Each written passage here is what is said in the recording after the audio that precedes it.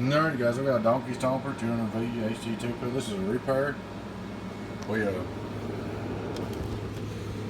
customer said he hooked it up backwards. Blood pills out, put new pills, new bias resistors in it. Should be good to go. Start out radio drive, reflex.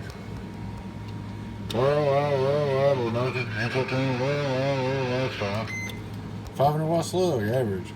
Radio driven, about 100 average.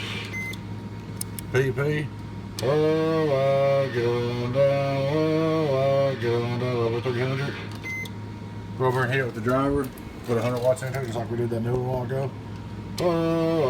Going down, slamming 500. Go over to the 1,000 on a scale.